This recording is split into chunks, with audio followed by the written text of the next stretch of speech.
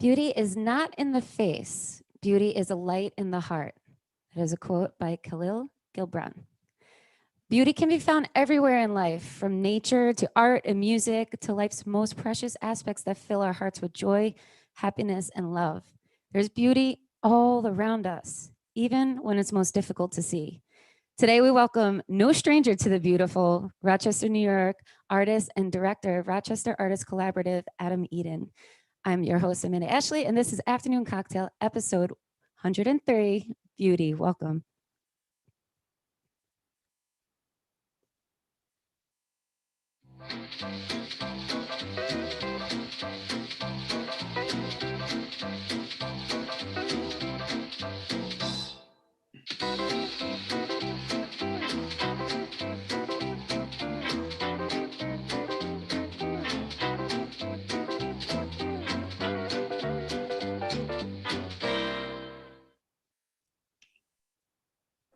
Adam Eden, you beautiful thing. Welcome to our show.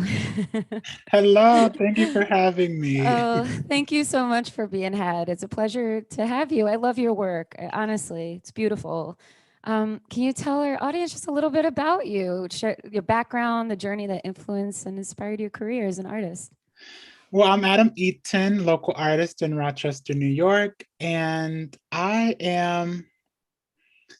been born and raised in Rochester for my whole life. I've loved Rochester so much, and I believe that everyone in Rochester is beautiful. And my journey started in 2018. So Rochester Artists Collaborative, the organization that I've created with local artists. In 2018, I met with my friend Dulce Ruiz. We were talking about how she didn't feel supported in the arts community in Rochester, and she really felt that she would have to go away to another city, New York or LA, to be able to be a full-time artist. She was a painter.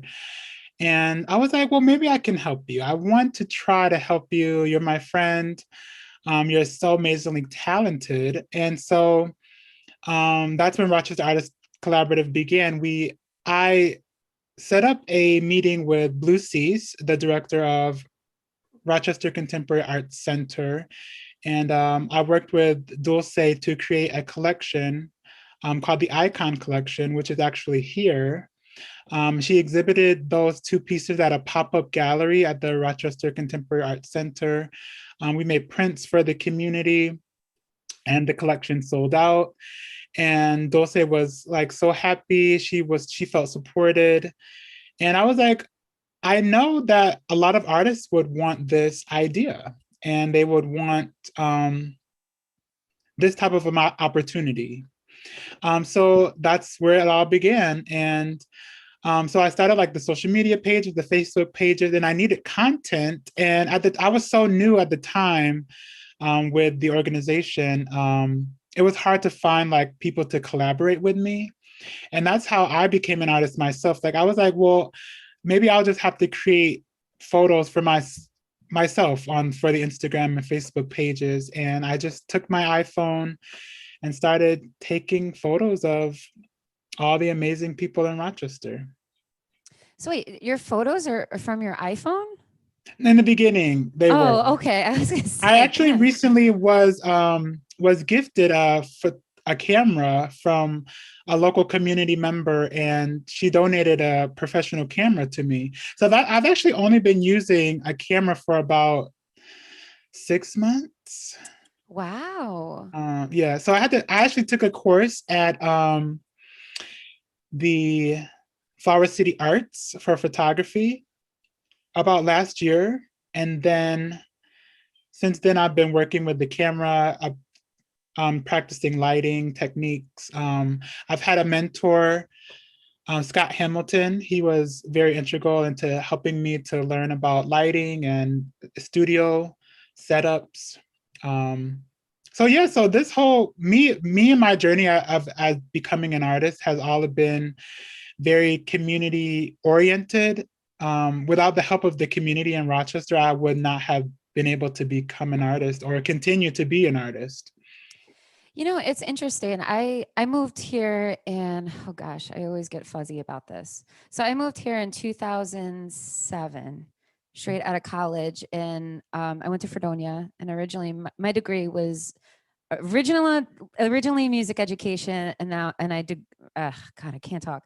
I graduated with bachelor's of fine arts in painting and drawing. So my whole career path like really flipped. I went back to music, and I was going to RIT part time when I first moved here, just trying to find my footing in a new place. And I was trying to find local artists. I was looking Mm, for people that were like-minded. I just really was trying to make friends and find people that were like had an artistic mindset. And for a while, like I organized a few events. I did an art garage sale. If you ever want to steal that idea, it was really fun because I had so much art.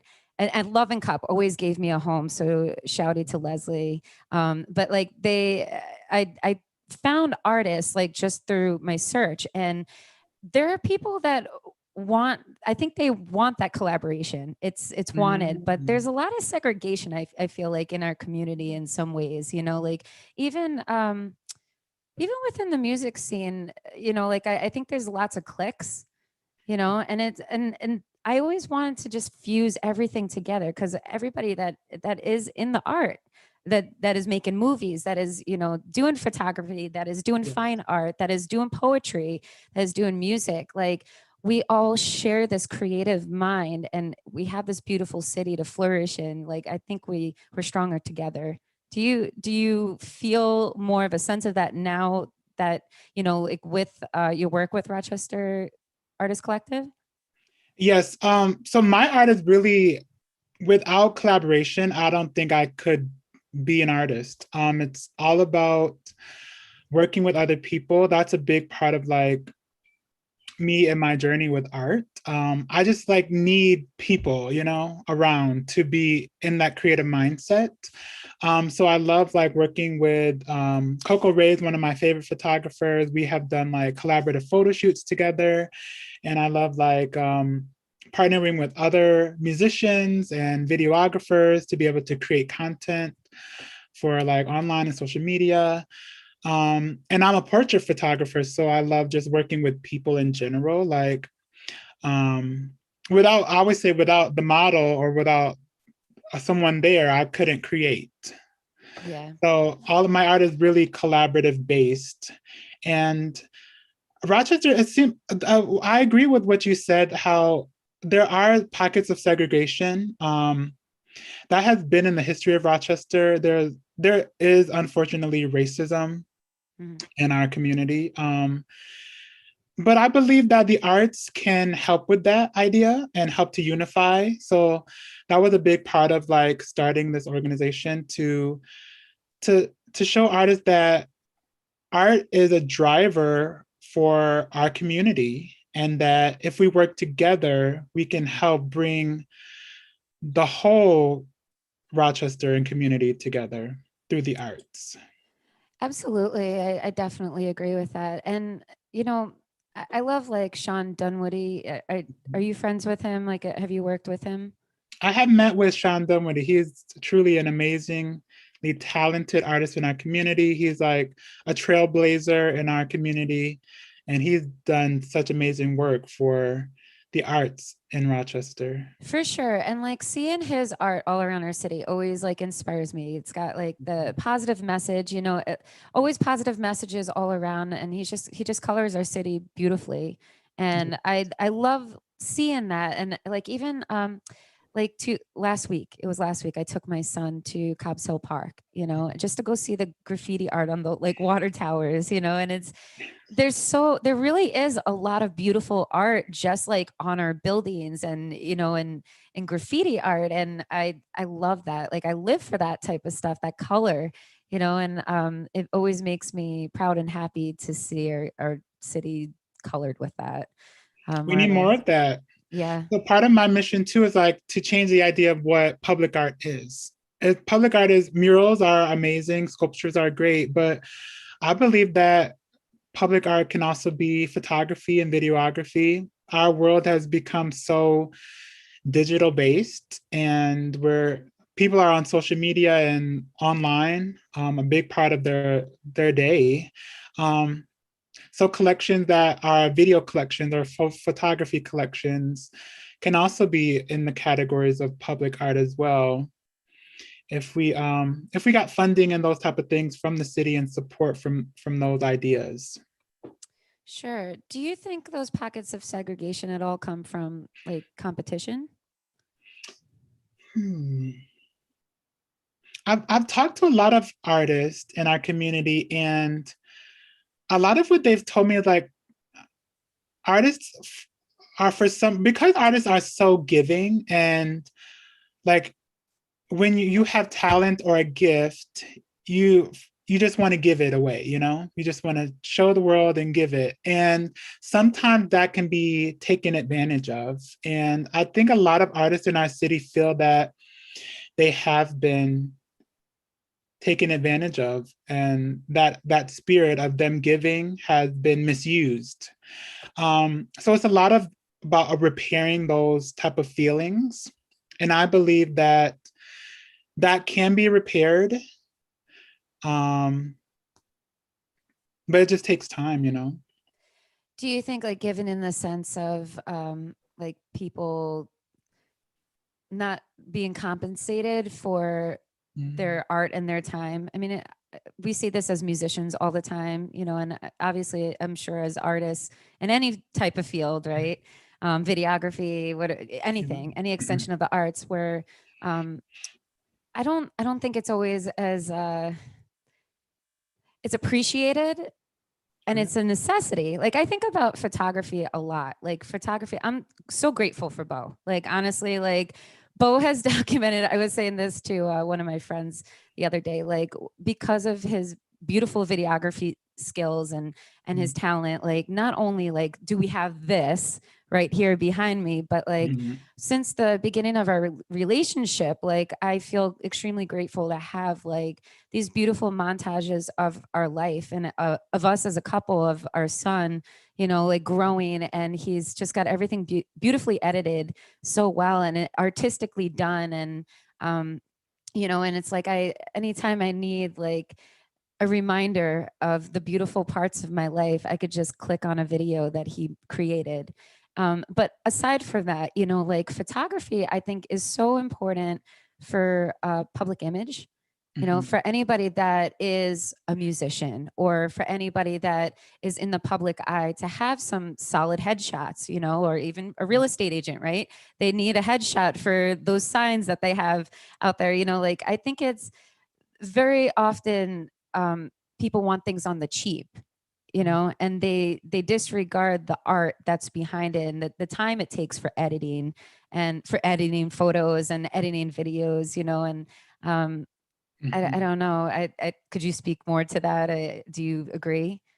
Yeah, you're so right. I was just talking to a local artist a few days ago, and how they were contacted by a university, and the university, it was a full production, multiple, they wanted them to photograph multiple people in multiple settings and setups and wardrobe changes, and they only wanted to pay a small sum. And it was like people understand the value of art and the value of videos and the value of photography, but for some reason they don't understand that that takes time and energy.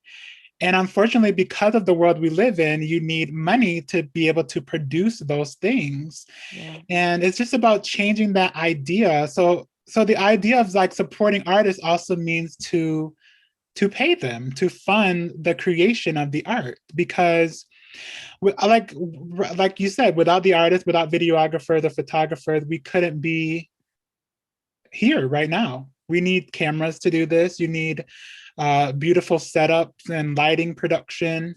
Um, city of Rochester magazines productions, newspapers need photographers to bring in more readers, and social media is all about the image and how you look and presenting your business.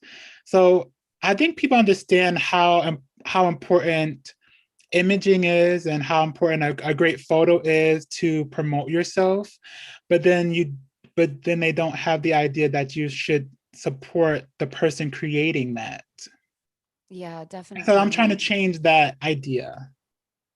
I mean, how do you think collectively as artists we could work together to make that more well known that hey, like I think people might know that, but they're like, yeah, I only got this budget. Okay, well then maybe this is what you're gonna get then. Like here's what I could offer you for that budget price, or Yes. some artists just might take that $100 and the 13 hours of work, because they just like, well, I guess it's better than nothing, like a lot of time. Do you think, would you discourage that artist from taking that $100? Or Yes. yeah, yeah.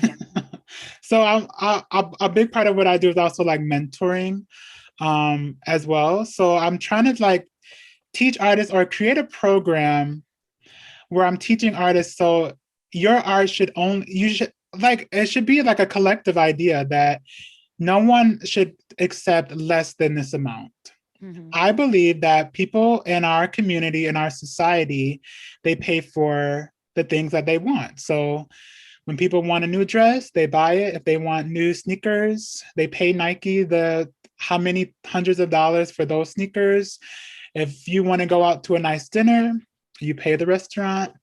It should be the same amount, the same idea with artists. If you want new headshots or you want an artist to go to your business and take photos of your production, you should be expecting to pay a certain amount and not be bargaining with that service.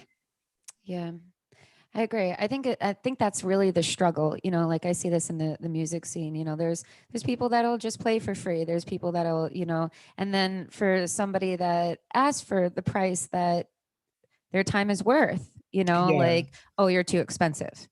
And it's like, no, that's really what this should cost. But Yes, you do, I you believe just got lucky. artists have a power. They can use their because we need the community needs artists. They do. Without Yeah, artists, the economy doesn't run. So we have power as artists, and we have to use that power to our advantage. I agree.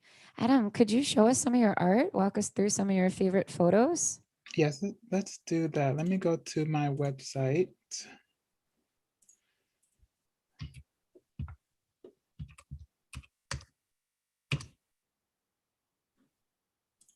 So I'm going to share my screen here. Host disabled participant. Oh, yikes. We And should have. allow me to share. Yeah, but on Um, my website for sure, adameaton.com is where I post a lot of my photography. And also on Instagram, adameaton.art on Instagram and adameaton.art on Facebook. And also adameaton_art on Twitter. I'm still new to Twitter. It's more difficult for me to use, unfortunately. I never got into Twitter too much either. It's like kind of all webbed into like Instagram or, like everything's at a click.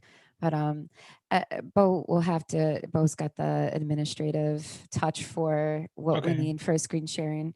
So, but in the meantime, I mean, let's just talk about, so you take a lot of portraits and they're beautifully done. Thank you. What I love about your portraits is, I think you just capture such a realness about your subjects. And is that what you're looking for? Everything like, do you actually select your subjects or do they approach you? How does it work? Normally it's me like just on social media because I'm all about connecting with the community. And so I like go on Facebook and I look at people's pages and I like sometimes I find like a beautiful person. I say, oh my goodness, I want to capture their image. They're so amazingly gorgeous. Or some people like there are model like people in the community who are models. But a lot of the people are they're just beautiful. And I don't even think they realize how beautiful they are. And they're not trying to be. Rochester is just filled with beautiful people, really, and it's easy to find a beautiful person. So yeah, it's easy for me to go on Instagram and social media. I message people and say, "Would you be interested in a photo shoot?" And a lot of times they say yes, and we set it up. And yeah, just the beauty of Rochester. So, I mean, beauty is our topic and you're honored today. How do you define beauty? Beauty. I was thinking about this idea. Just life is beautiful. People are beautiful, really. I believe everyone is beautiful just because we are all God's creations. And that's really it. Just the beauty of being alive, being a human being, having a connection with our God and Creator, um, having emotions and feelings. Our collective, like, because this world goes through so much suffering and grief, like those moments of support and love of one another are just so beautiful. And that is what encompasses what beauty is to me. Just being togetherness, collaboration, community. Um, and so I believe that's why it was so hard during the pandemic for people, because a big part of what I do is connecting with people. And that's beautiful to me. So it was difficult for me during the pandemic when that connection was broken Lost. or severed in some way. Sure. I think as artists, it's killed us all, a piece of us, not, I think all of us really, a lot of us thrive on that community and that togetherness. I know I do. And it definitely was a difficult year. I mean, do you feel that having had gone through this year, has it inspired your work has it inspired you to take a different direction with your work or to capture maybe something else? Well, for sure during the pandemic, and then we had like the racial pandemic and that upheaval in our culture as America. Um, that reaffirmed my my mission to really highlight the beauty of Black people in our community. And Rochester was like really the epicenter of like the civil rights movement in America and the death of Black men and the hands of the local RPD. And so that reaffirmed the idea of just making sure that the community sees Black people as being beautiful. I wanted to highlight Black men and Black women, and just the beauty of melanated skin in general. Um, so yes, I've been on I would say like a initiative to highlight Black women, because a lot of times Black women are the most discriminated in our community, and for sure America. Yeah, I mean, yeah, I think that's definitely true. They definitely have a hard hand dealt to them throughout. I mean, women in general too. Like I Mm. think there's there's a lot of struggle, all around, and especially this year, it's just the racial tensions being the way they are. It's so disappointing. You would think like at this point in our history that we could have maybe got it right by now, and we still have so far to go. People And suffer so much, and it's really depressing. The stories I've heard, people are literally being killed because of their skin. mhm. And just to imagine that and to feel that pain and suffering is so difficult. Yeah, and I just think like it's all it's got to be learned, right? Like I look at my son. I have a 4-year-old, and children don't see the difference in color. Like he's got all different types of kids in his preschool class, of Mhm. all different backgrounds. And he talks about them. And, like it's never, you know, it's never about the color of their skin or them being different. It's, just like how he played, who he played with today and what his day was like. And I see him at the park. I try to bring him to all the different parks because I want him to be exposed to as many brown children, to as many Hispanic children. I take him to like I was taking him to Martin Luther King Park for actually like for one whole month. Like we just kept going there around the Daniel Prude incident, and I just kind of wanted to be there to feel what was happening and not be, so in the shade about it. And I took him there because I wanted him to see it too. And I think it's really important that, we try to give our children diversity, and exposure to diversity as much as possible so that they don't see a difference and that they grow up with a warm heart and not segregating people in their own minds. Do you agree? You're right. Racism, discrimination is all learned. And unfortunately, it's such a weaved in part of our society um, that it's hard to unlearn that, for so many people. It's been slavery, racism, discrimination, Jim Crow laws.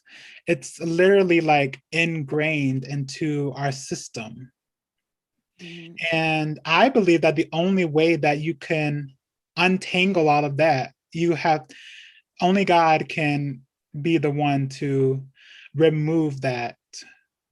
Because it seems as though the human governments are either don't want to do it, or they don't know how to do it, or there's not enough money to do it.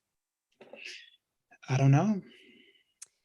Yeah, I think even just the language we use. Like I was talking to a child psychologist on our last show, and like the things that children pick up. Like we all speak freely in our homes. And you don't realize like what sponges these kids are. And Yeah. even when we're around other kids, like if we're cursing, and I'm not gonna be a hypocrite. Like I have a potty mouth. Like I don't do everything right by any means.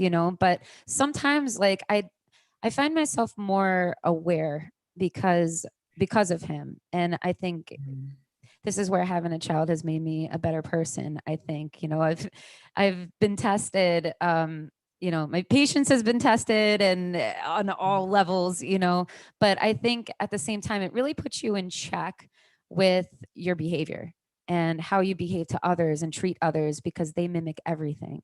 And we were talking, I was talking to Dr. Jody Carrington, who is wonderful. If you have any interest, like you should check out the last show. Um, but she was, just saying like that, yeah, the children pick up, like any little bit of thing. Like if like we were saying, like if I said one day, like, Remy, you're so bad, and then one day, like the next day, he's like, yeah, I'm a bad kid. I'm like, no, you're not a bad kid. Don't say that. You're not, like, where'd you get that from? It's from me because he thought he mistaken my words for, him being bad. And then we slap labels and preconceptions, become a part of the equation. And, and I don't want that. So now like I'm changing my language or working a change in my language. And I think that stems towards the way, you know, the man of the house is talking to the woman, right? Or and the way he treats the woman, the way we approach other people that are different from us, skin color, backgrounds, whatever. Like just how whenever he's present, like how we treat each other in general, it's there for others to see. And anybody that looks up to you, there's always somebody that's going to be looking at you for mentorship, right? Yes. Lead by example. You're right. Our community for sure is made up of families, and the family structure is so important.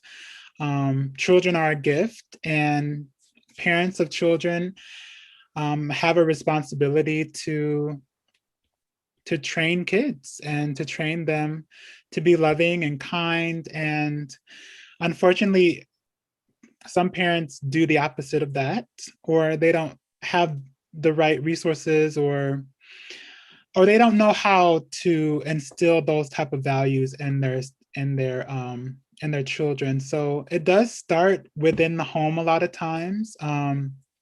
Those ideals of racism and discrimination, and it is up to parents and families to be able to start in your own small circle in your world, and that builds to the community, to the country, to the world. And you're right, it starts out at home a lot of times. A lot of those learned behaviors are started at a very young age. Yeah, I think it's, sometimes I fear that maybe I talk to my child too much like an adult. Mhm. But at the same time, I think it's good. Like he had like said something about Black Lives Matter, like when the whole like when tensions were super high, like when Yeah. with George Floyd and Daniel Prude, like all that coming out, like within what was it like almost within the same month, right? When we had our protests going on, and like when I took into Martin Luther King Park, Mama, what's BLM? Like what's black? Mm. Oh yeah, Black Lives Matter, and like just trying to tell him, what this means, but Remy, Black Lives Matter, not only Black Lives Matter, but all of our lives matter. Like you treat everybody with respect, you know, Yes. and do you know what respect is? You know, then you go into that. So I think it starts with having these conversations, and I don't think it's ever too early.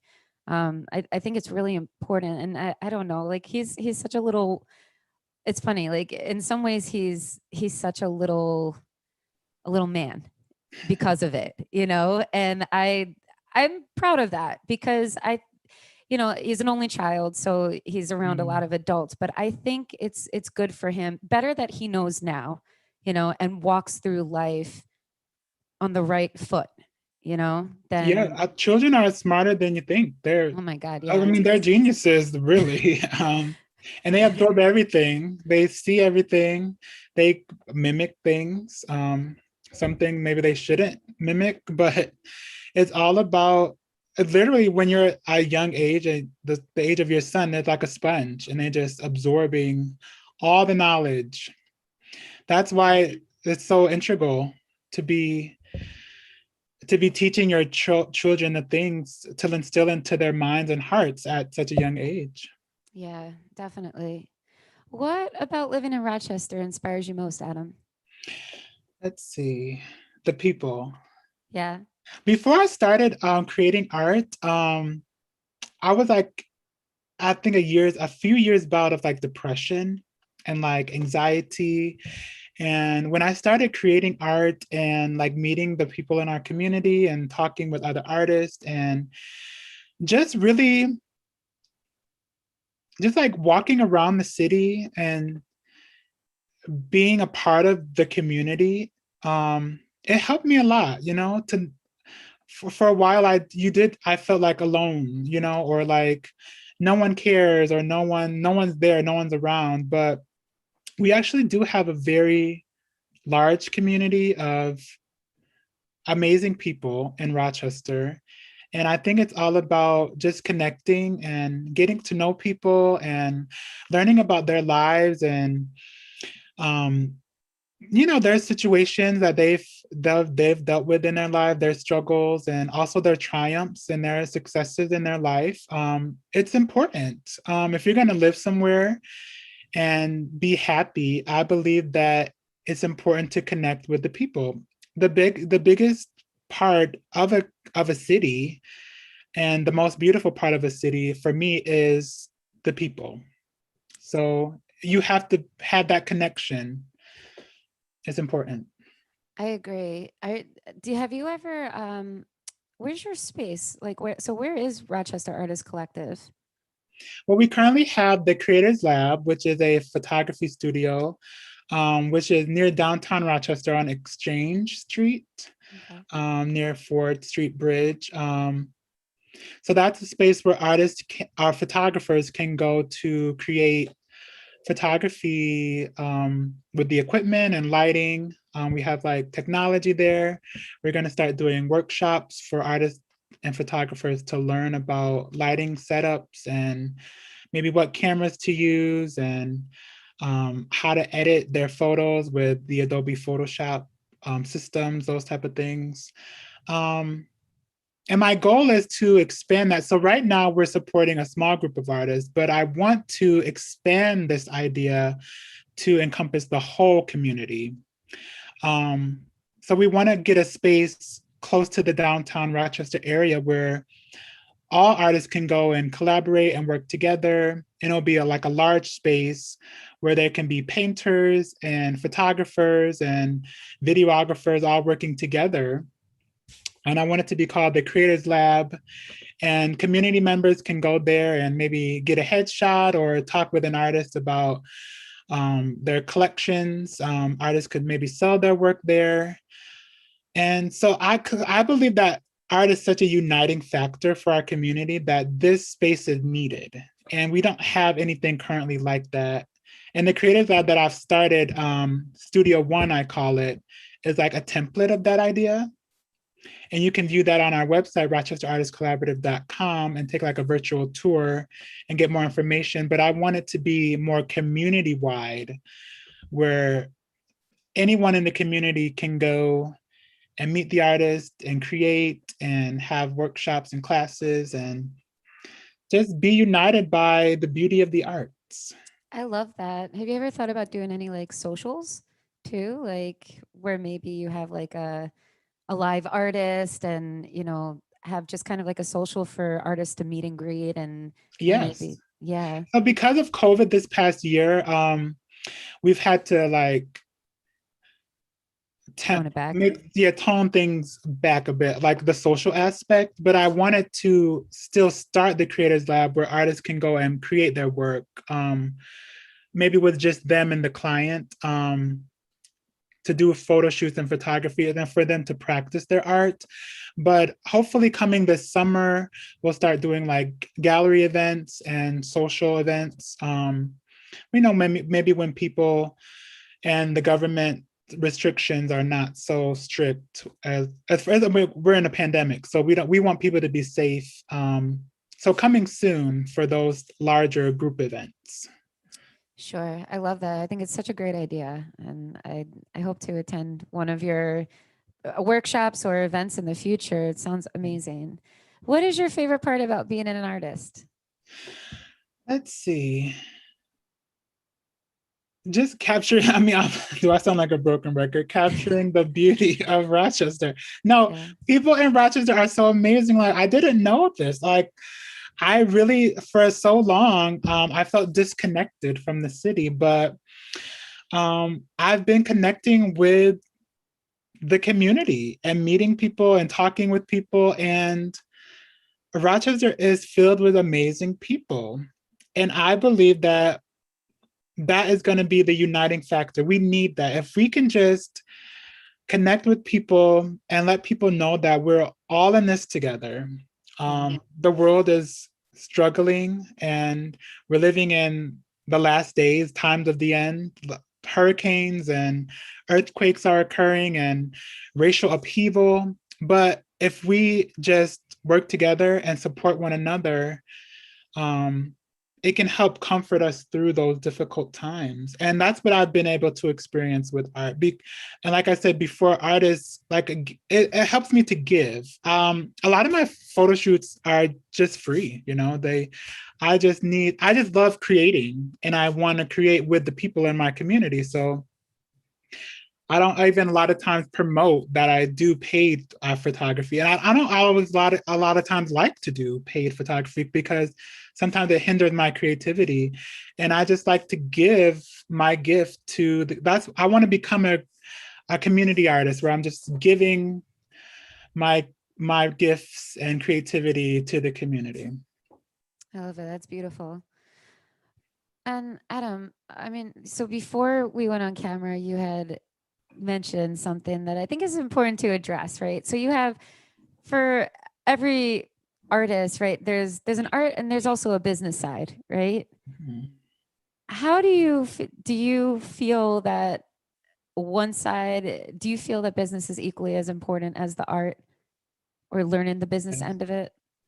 Yes. So if you want to be, if your goal is to become like a career artist, where you want art to be your career, because of the society we live in, you need money to do that. So it's important to know about, I mean, I believe that artists can be a small business. They're basically a small business. And that's why I wanted to create a program where artists can learn about the business side of art as well, because it can be difficult to tap into that idea. And I believe that artists need support on learning how to use social media because it's so powerful in um, having art to be your business. You have to know about social media and posting regularly, and um, maybe how to start like your DBA or LLC, and start work on your website. I believe all artists should have a website where people can go and see their portfolio. Um, but that can be difficult when you're also trying to create as well and have the inspiration to create. A lot of times the business side of art, I've learned that it can hinder your creativity because it can be overwhelming and stressful and difficult, but it is important if you want to make art a business. Sure. I think basic communication goes a long way too, right? Just being more prompt about responses to emails, to Mhm. reaching out to people, like reaching out to people that you want to work with. Mhm. It's basic, like if you start there, I think that already gives you a leg up, right? Because there's Professionalism, those type of things. absolutely, yeah, presentation goes a long way. I feel Mhm. this way like with music and with art. Like if there's the talent pool is so large, so to really try to educate yourself using whatever starting with the free resources, right? Like Yeah. you're saying, social media, there's free websites, there's free website templates that you could take on. GoDaddy is very cheap to just get your own domain name. So it's Correct. like very basic, basic level stuff, I suppose. It's not a good Yeah, word. it really is. But yeah, something like so basic that could just kind of make you look more, give you more of a professional presentation in the end, and make people take you a little bit more seriously. And kind of Mhm. it'll separate you from those other artists that maybe don't have that. They could be more talented, right? But I think you do need more. I think it's really important to try to find a balance as an artist, or maybe to even find somebody to work with that can handle it for you But if just, you're I mean, you're completely right. But just think of it like, so you're an artist of color, and so just picture this: an artist, a Black woman artist. She has two children. She maybe works two jobs, and she's also trying to make art a career as well. It's a lot of things to juggle, And so you say, where do you start? Is there anyone to help me with these all of these things that I have to do? I have to be a marketer. I have to pay the taxes. I have to do my website design. I have to raise my children as well. And then also you have like the racism and discrimination piled on that. And it's really hard. And so that's why I'm trying to be that bridge, right. to make it easier for artists that are in those type of situations, in a community that is filled with poverty. Really, a lot of our artists are have to work multiple jobs to make their ends meet and have suitable housing and food insecurities and those type of things. So a lot of times, I mean, I believe that I have some privilege. I am a single person. I I don't. My parents are like healthy. I don't have to like care for them. They're not in nursing home. They don't have like physical ailments and those type of things. But a lot of artists are in those type of situations where they have to like care for their parents, care for children, and they have so many things that they have to juggle. They don't know where to turn for support. Yeah, I think also like maybe yeah, I mean it's a lot of hats. It's always a lot to juggle as an artist, and I mean, hell, anybody would love to just focus on their art, right? Like I think about Yes. that at the end of the day, like there's nothing I would love to do more than just sit at my piano and sulk all day long and write my butt off and, paint pictures and, there's nothing else I want to do. But, life is life Yeah. that's there. And yeah, I have to be a mother, I have to be a teacher, I have to be like 50 other things throughout my day. And I try to balance it as best as I can. And you're right. There's every other person in the world is pretty much trying to do the same. I think it is important to to definitely it's balance. Balance is like Yes. really the word, and it's the hardest thing to find and to maintain. But Well, that's why I also talk to artists too. So I say, um, so I want to be, they want to become a photographer. And so maybe the first year of your photography, you're just practicing your craft and growing and meeting people and connecting. And maybe you don't make it a business right away, you know? Maybe you take the time to build a portfolio, build your craft, build your connections, and then maybe after the first year or the year and a half, then you say, okay, so now I'm going to make this more of a permanent situation, a more of a permanent, like, small business idea. Um, and that's where you can maybe have support from the Rochester Artists Collaborative. We can come in and say, I want to take this to the next level. Where do I start? What resources do you need?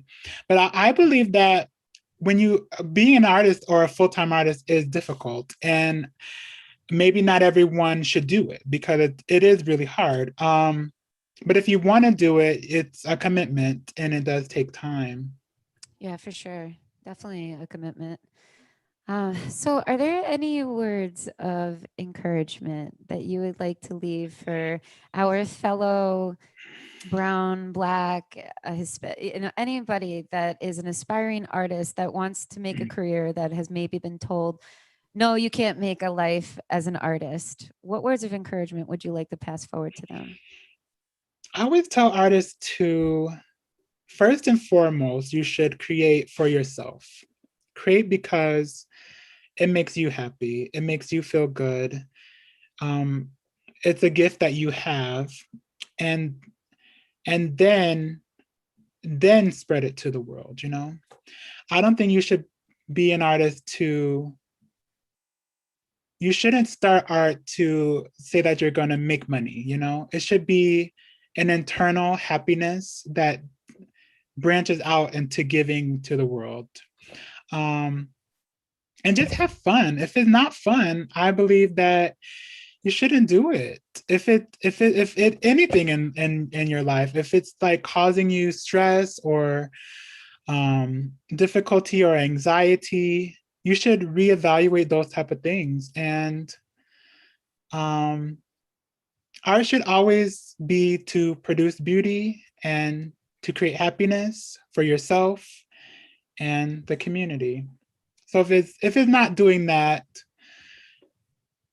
rethink the idea. It's always a labor of love first, right? Yeah. Yes. um, Adam, do you believe beauty and happiness are aligned? That they go hand in hand? Yes. Beauty makes me happy. It makes me happy too. I always try to make whatever space I'm in as beautiful as possible. So that's Well, important to me. I am so grateful to have been connected with you today. Thank you. Thank you so much for sharing your beautiful soul with us, and for doing such great things for our community. I look forward to learning more and to seeing more from you, and hopefully participating as well. Tell our audience one more time, Adam, where they could find out more about Rochester Artists Collective and your beautiful art. Yes, you can always go to our website, rochesterartistcollaborative.com, or my personal website, adameaton.com. You can find us on social media, Facebook and Instagram. My Instagram is adameaton.art, Twitter, adameaton_art, Facebook, adameaton.art. So I'm everywhere. I'm actually very accessible. My my email listed places, my phone number listed places. I answer all messages. So I'm easy to find for sure. I love it. Thank you, Adam Eaton. Think I said Eaton before because that's the Long Eaton, Island yes. of me. Eaton. Eaton, yes. Thank you, Adam. Thank So you. today's theme is beauty in Adam's honor. Do you ever find yourself marveling at the bursts of beauty in your life? Because I do, and I do. especially more recently. There is a Buddha quote that definitely applies to seeing beauty. It is, we don't see the world as it is, we see the world as we are. In other words, if you are unhappy or discouraged, chances are you won't see anything of beauty no matter where you're looking. On the other hand, when you are at peace and your soul is joyful, just about everything around you glows. With that in mind, if you aren't seeing beauty around you, perhaps it's time to start working a little bit inward and working within. Beauty is not only something that can be seen, it is felt, it's tasted, it's heard, it's even smelt. It can be found in the simplest of wonders. It could be found in our soul connections and the experiences that shape us. Don't allow the ugliness and the darkness that lurks this world to blind you and to mitigate the precious joys of life. Beauty and light await those who willingly seek to find it. So count your blessings, hold your loved ones closer, and allow the natural wonders around you to inspire a more profound awareness of the beauty that stands before you. Thank you very much to all of you that tuned in. Thank you to Adam Eden one more time. And also, big thank you to Beau Productions, the man behind the camera work here today. And thank you to our sponsors, Rochester Woman Online, James Farley at Northwestern Mutual. Also, thank you to Maiden Voyage Studios, Bridget Hogue at Empire Realty, and Chris Sirianni at itinsightsrock.com. Mhm. You guys have a rockin' Monday. We will see you back here with a brand new show this Friday. Take care. Thank you, Adam.